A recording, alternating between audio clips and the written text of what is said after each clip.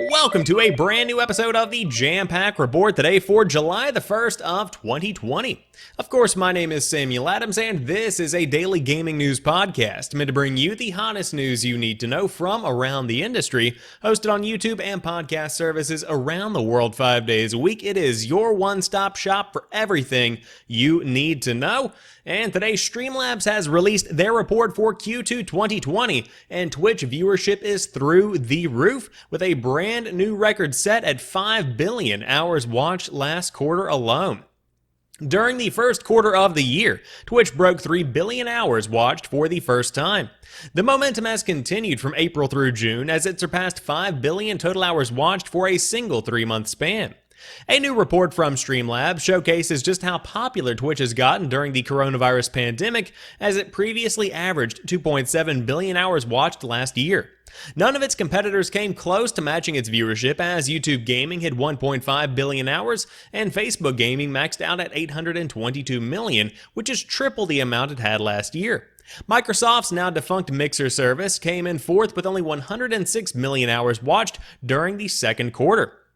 Prominent streamers such as Shroud and Ninja, who reportedly made over $20 million to move to Mixer, could be switching back to Twitch to help boost it further. Twitch led in other key analytics as well. Nearly 10 million unique channels streamed 192 million hours of content, which is more than double the previous quarter. The most watched game was Valorant, which set a single-day viewership record back on April the 8th. Riot Games' competitive shooter is still going strong, as it had 534 million hours watched, which was more than PUBG Mobile's 237 million. Fortnite came in third with 174 million views. Meanwhile, the Electronic Sports League showed its dominance in the esports market, as its ESL 1 and ESL Pro League events were the first and third most watched esports events, with 26 and 20 million hours watched, respectively.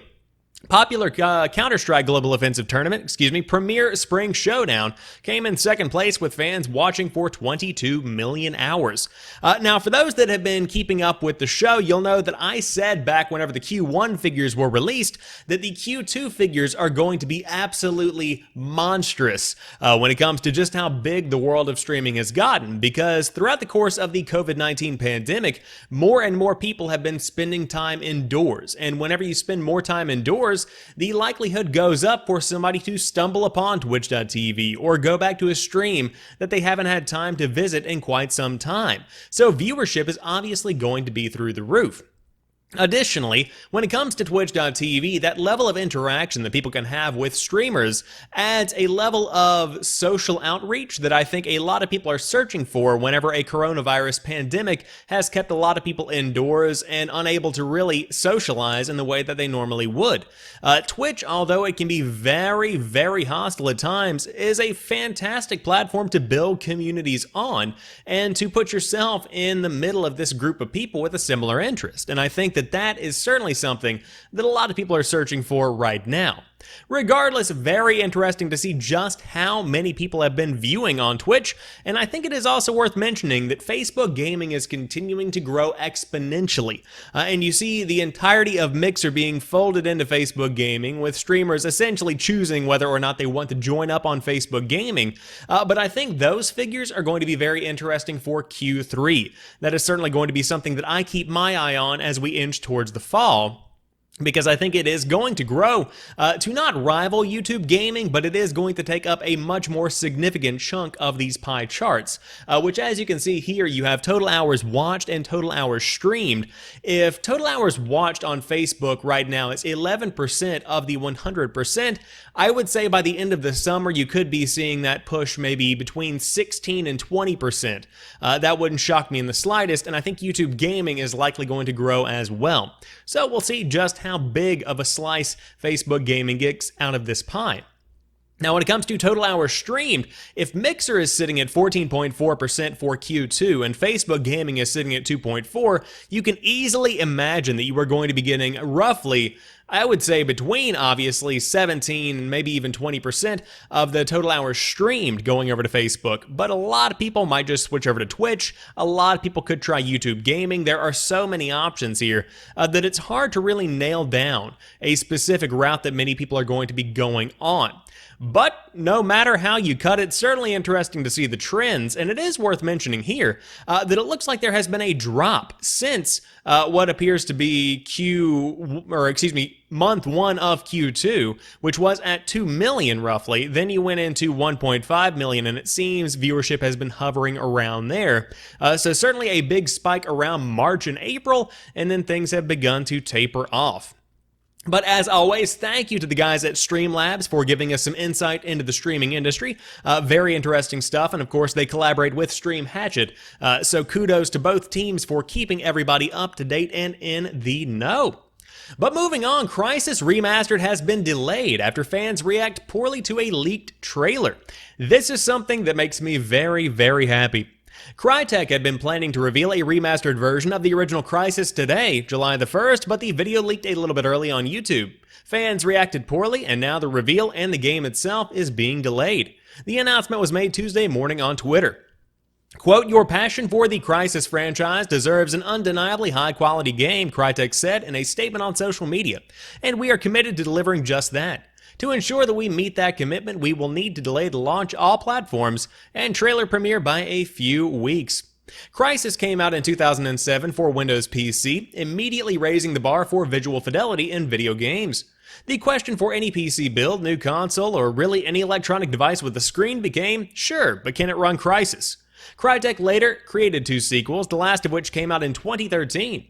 This remastered version of the first game is headed to Nintendo Switch, PS4, PC, and Xbox One, and no new release date has been offered.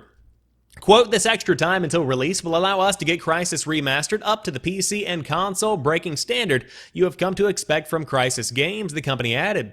"We hope you understand what we're up to, and that you stay with us while we take the time to make a few more improvements." Polygon has reached out to Crytek for additional comment, but they have not received one back at the time of this podcast. This is a wonderful move, because if you happen to watch yesterday's episode of the Jampack Report, or perhaps you just happen to stumble across the Crysis Remastered trailer, it just simply didn't look good. There really is no other way to put this without hurting someone's feelings, but quite frankly, it just did not look like a good remaster. It looked like the original game running on a fairly decent PC. There really wasn't that much to write home about. Now, I said yesterday that one of the things that bothered me the most is that you can tell by the gameplay that the movement and the systems within the game have been somewhat upheld as compared to the original back in 2007, but that's not really a good thing because you do need to modernize the game overall if it is going to be something that holds a candle to modern shooters like Modern Warfare or Battlefield 5, two that come to mind as being very realistic with pretty solid gun animations and overall player movement. But I did also point out on yesterday's show, this is a remaster and not a remake. Whenever I was talking about remakes yesterday, I brought up the example of Shadow of the Colossus, but whenever I thought more about it, a remake comparison would be more akin to a Final Fantasy VII remake versus somewhat of a remaster that you might get in the Uncharted trilogy that Bluepoint worked on. Because a remake has rebuilt the game from the ground up, introduced new mechanics. The new Dark Souls game that's coming to the PlayStation 5, or excuse me, Demon Souls that's coming to the PlayStation 5, that is going to be a remake with new mechanics and an overall revamp of the entire game itself. So it depends on what Crytek wants to do with Crysis. Personally, I think they should probably make this into more of a revitalization of all of the mechanics rather than just a new coat of paint, because I think this shooting is going to feel archaic. But it just depends on how much time and effort they want to put into the game itself. That still remains to be seen. But if the original release date was supposedly going to be July the 23rd, which is what the leak actually said, then you can probably, if you delay this game out a month, expect it sometime around the middle of August, but I will let you guys know when a release date is officially announced. But moving on, the Xbox Summer Game Fest demo event starts July the 21st, and you can get an early look at dozens of upcoming games. The big summer game events aren't happening as usual this year due to COVID-19, which means developers are losing an important avenue to get players an early chance to try their games. However, Xbox One owners can check out dozens of upcoming titles later this month when the Summer Game Fest demo event starts on July the 21st. Through the Game Fest demo icon on the Xbox One dashboard, you will get an early look into something like 75 to 100 unreleased games. It won't quite be the same as the standard demo channel, which typically has demos for finished or nearly completed games. Many of those you'll find on the new channel will be for incomplete games that won't be out for a long time, so the final products might be quite different from what you see later this month. You will only have a week to play these demos. Some of them will hit the main demo channel again later, but many will vanish at the end of the event on July the 27th. Microsoft will reveal the full list of games in the coming weeks. Among those, you will get the Try Our Destroy All Humans, a remake of the 2005 cult classic, the JRPG-inspired Crysis Tales? I was like, Crysis Tales? No. The JRPG-inspired Crysis Tales, Skatebird, in which you play as a skateboarding bird, and Haven, an exploration RPG centered around love. Aww. So, if you are looking forward to playing some new games, then July the 21st is going to be the day you put on your calendar if you are an Xbox One player. Now, I do want to mention that it seems like some of these games, as the article mentioned, might not necessarily be the most desired or wish-listed games to date.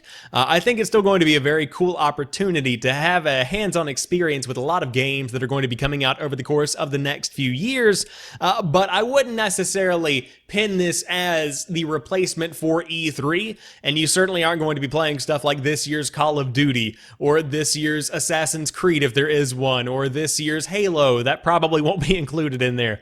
It's that kind of experience you're just not going to be able to get with this kind of event. But I think it's still going to be a fun time. And also, if you really want to read into this, it could pinpoint the date for the Xbox event, because if they are going to be hosting an Xbox Summer Game Fest demo event on July the 21st, it seems like the prime opportunity to dive in and explain more about the future of Xbox may be June the 20th. And then at the end of that big event, you can say, hey, now that you know more about our upcoming console, go ahead and check out what Xbox One has to offer now and get a glimpse at the future of some of the games that will be backwards compatible or even coming to the Xbox Series X. That certainly makes a lot of sense to me.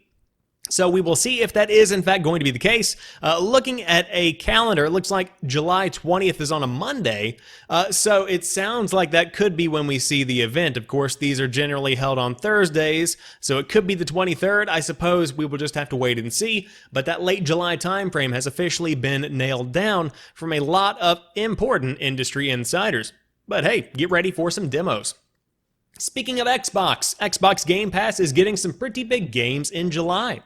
Xbox Game Pass subscribers will be able to get their hands on Fallout 76, Soulcalibur 6, and more.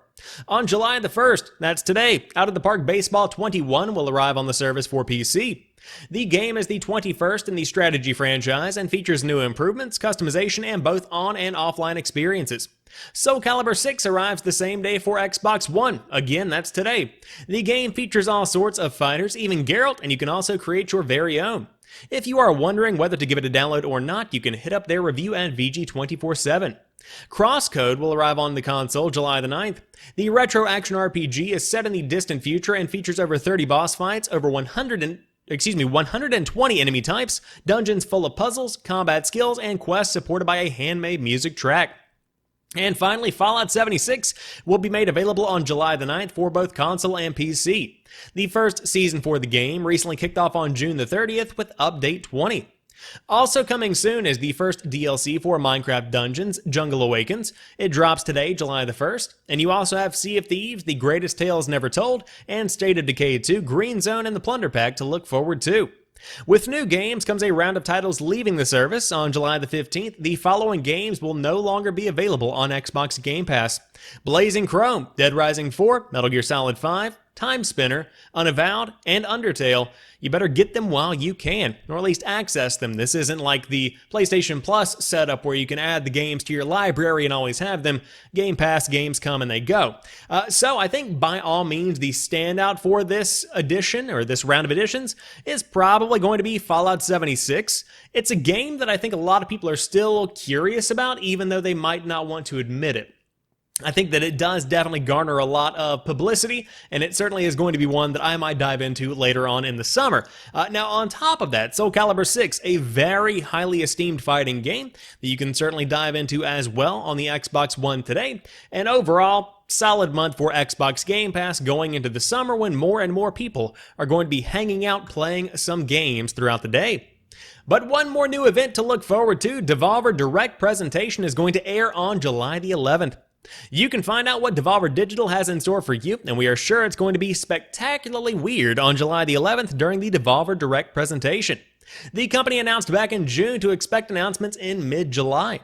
The pre-recorded presentation will kick off on Steam and Twitch at 12 p.m. Pacific Time, 3 p.m. Eastern Time, and here is what to expect. This year's showcase continues the tradition of overpromises with new game reveals, gameplay reveals, release date announcements, and special guests from the industry to help usher in these important marketing bullet points. And it's nearly all gameplay because that's what the youths of today demand. The astonishing misuse of marketing budget will end with a few surprises and game demos available to play by the unwashed masses, including Carrion, Disc Room, and an unannounced game. Maybe another game too, who can really tell where this is all leading.